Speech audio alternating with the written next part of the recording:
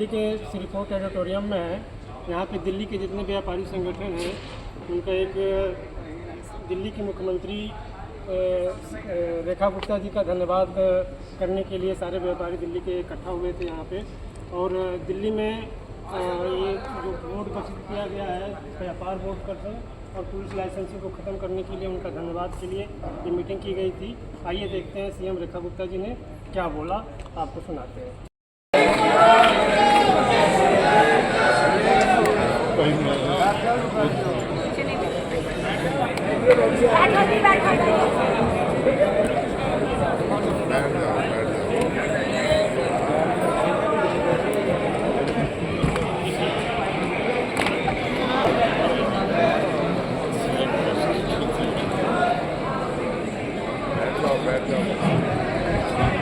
माननीय मुख्यमंत्री, हमारे दिल्ली प्रदेश अध्यक्ष, हमारे सांसद मनोज तिवारी जी, प्रदेश अध्यक्ष वीरेंद्र सचदेवा जी, उद्योग मंत्री सिरसा जी, सूरज जी, हमारे सभी हमारे अतिथिगण और भी हमारे बीच में मौजूद हो रहे हैं। कृपा करके आप लोगों से आग्रह अनुरोध, आप लोग अपना स्थान ले लीजिए, अति कृपा होगी आपकी। दिल्ली की माननीय मुख्यमंत्री श्रीमती रेखा गुप्ता जी, हमारे प्रदेश के अध्यक्ष माननीय श्री वीरेंद्र सचदेवा जी, हमारे वरिष्ठ सांसद माननीय श्री मनोज तिवारी जी, हमारे वरिष्ठ मंत्री श्री मनजिंदर सिंह सिरसा जी, एक और वरिष्ठ मंत्री श्री आशीष सूद जी, रामगोपाल गुप्ता जी, आदरणीय रामवीर बिदुड़ी जी का स्वागत किया जाए। हमारे सबसे दिल्ली के सबसे बड़े सांसद हैं।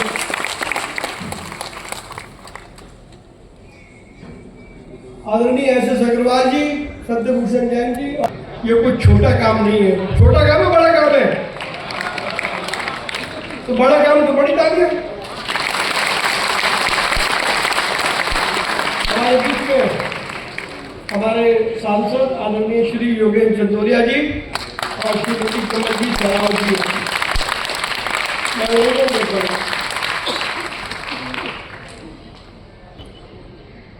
व्यापार कल्याण बोर्ड के गठन की घोषणा कर दी। और मित्रों, जब से केंद्र में माननीय प्रधानमंत्री जी ने नेशनल ट्रेडर्स वेलफेयर बोर्ड बनाया है, देश में व्यापार के नए अवसर आए हैं। बहुत सारे देशों के साथ हम लोगों ने व्यापार शुरू कर दिया है और बहुत सारे देशों के साथ हमारी व्यापार की संधियां चल रही हैं।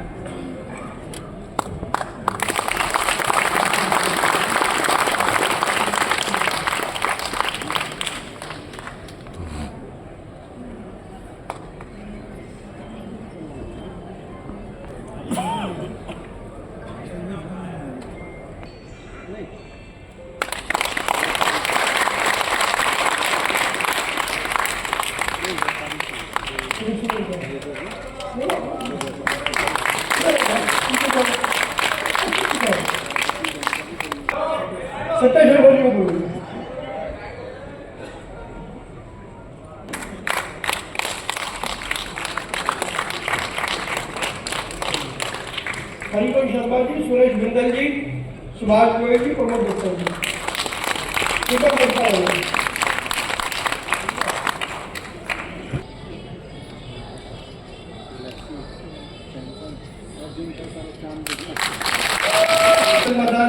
त्यागी जी अभिनंदन करेंगे।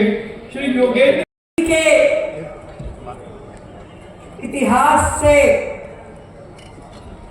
ऐसे ऐसे काले अध्यायों को हटाया जा रहा है जिसके कारण से वर्षों से दिल्ली की जनता पीड़ित थी, इतनी बुरी स्थिति में थी, चीजों को ऐसे उलझा रखा था कि आज तक चाहे वो कांग्रेस की सरकार रही, भाई केंद्र में और राज्य में तो कांग्रेस की भी सरकारें इकट्ठे रही, परंतु उन्होंने कभी इस प्रकार के विषयों को सुलझाने की कोशिश नहीं करी। तेरा मेरा, मेरी पावर तेरी पावर, ये सब चलता रहा। मैं आज आप सबको ये बताते हुए मुझे इतना हर्ष महसूस होता है कि मैं कितनी सौभाग्यशाली कि दिल्ली की मुख्यमंत्री का दायित्व सौंपने के साथ साथ मेरे नेतृत्व ने मुझे विश्वास भी सौंपा, और जो भी विषय मैं जब भी अपने नेतृत्व के पास, आदरणीय नरेंद्र मोदी जी हमारे देश के प्रधानमंत्री, उनके पास आदरणीय अमित शाह जी हमारे गृह मंत्री, उनके पास लेकर के जाती हूं दिल्ली की जनता के हित में, वो सहर्ष उसको स्वीकारते हैं और तुरंत उसे इंप्लीमेंट करते हैं। मैं सौभाग्यशाली हूं कि दिल्ली के 7 सांसद दिन रात मेरी एक आवाज के साथ मुझे खड़े हुए दिखाई देते हैं, और ऐसा लगता है कि प्रगति की गति 7 गुना ज्यादा हो गई। कभी फर्क महसूस नहीं होता। एक ध्येय, एक मिशन के साथ सब काम कर रहे हैं। मैं सौभाग्यशाली हूं कि आदरणीय प्रधानमंत्री जी ने मुझे जो 6 मंत्री दिए वो ऐसे हैं कि आधी रात भी मैं किसी को कह दूं कि ये काम होना है तो वो काम हो करके रहता है। इतनी सुंदर टीम। मैं सौभाग्यशाली हूं कि पार्टी नेतृत्व कदम से कदम मिला करके, हमारे प्रदेश अध्यक्ष वीरेंद्र सचदेवा जी, हमारी पूरी भारतीय जनता पार्टी की टीम कदम से कदम मिला करके दिल्ली की जनता के दुखों को खत्म करने में लगी है। एक एक काम को, दिल्ली सरकार की एक एक योजना को जन जन तक पहुंचा करके एक बड़ा सुकून दिल्ली वालों को देने में लगी है।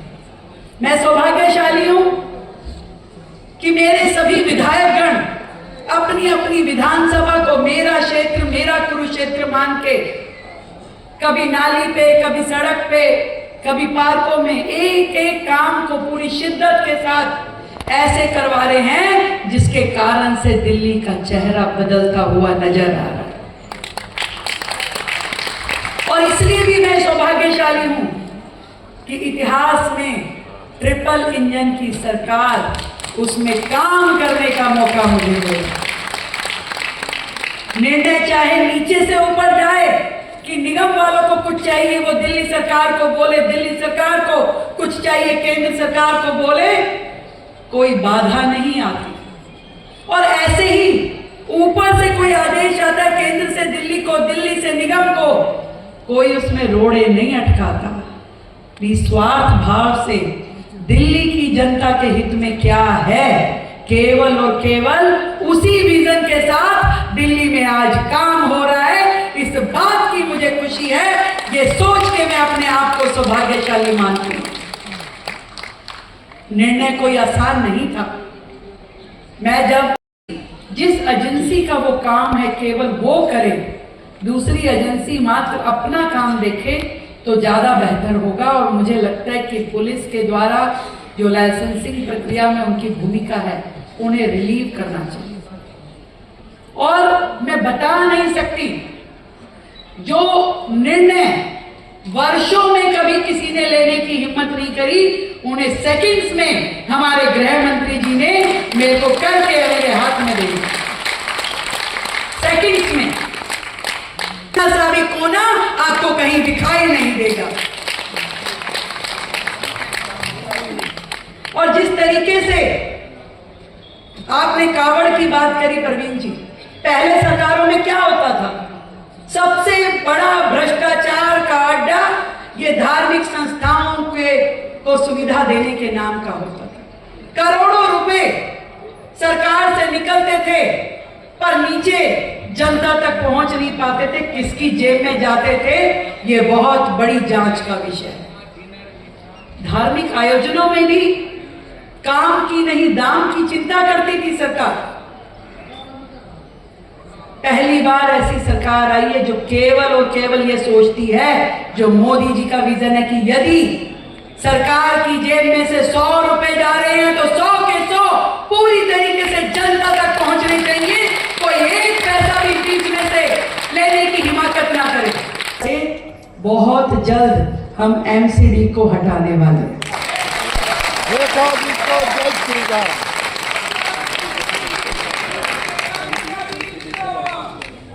भाई अगर वो डीएसआई डीसी का काम है, पॉल्यूशन कम कैसे होगा, उस पे दिन रात काम करके एक एक चीज करने की प्रक्रिया।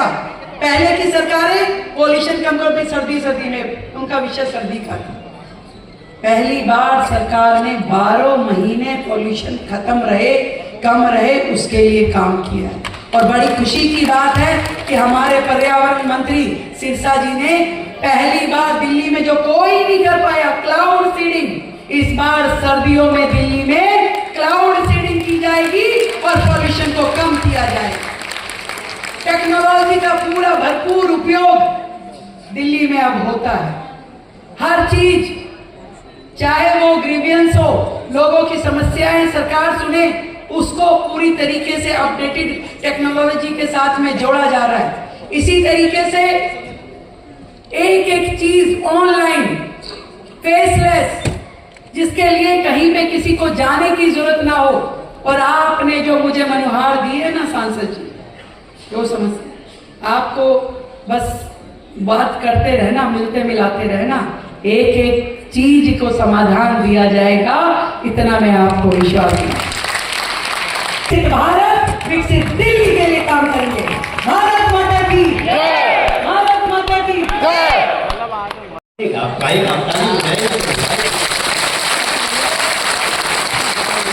लेकिन मैं अपनी तरफ से दिल्ली का, मेरे दिल्ली के सभी बहुत जो दिल्ली को चलाते हैं, जो दिल्ली का व्यापार जिनसे चलता है, वो सभी यहाँ उपस्थित हैं। संगीत से बह रहा है। अभी हम लोग आ रहे हैं भारत के यशस्वी गृह मंत्री अमित शाह जी के कार्यक्रम से साथ से, और आज उन्होंने कहा है कि अगले 3 वर्षों में जो इस देश में सुना जाता था कि एफआईआर हुआ तो 40 साल केस चला, 20 साल केस चला, जीवन भर केस चला, उसको खत्म करके एक सबसे निचली अदालत से लेकर सुप्रीम कोर्ट तक 3 साल में सारे मुकदमे का न्याय होगा, ये आज करेंगे। लाइसेंस की जो सुविधाएं आपको दी है रेखा गुप्ता जी की सरकार ने, उसके पहले हमें याद रखना है, हम देश के 80 करोड़ लोगों को फ्री में अनाज दे रहे हैं। वहीं हम इस देश के ईज ऑफ डूइंग बिजनेस पे लगातार फोकस है। Ease of doing business, 2 engine वाली गाड़ी से पटक रही है, दिल्ली बदल रही है, पटरी पे चल रही है, दिल्ली बदल रही है,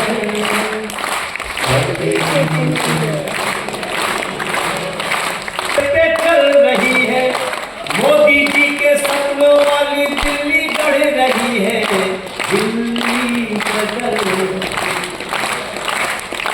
पटरी पे चल रही है, व्यापारी के चेहरे पे मुस्कान दिख रही है, दिल्ली बदल रही है, पटरी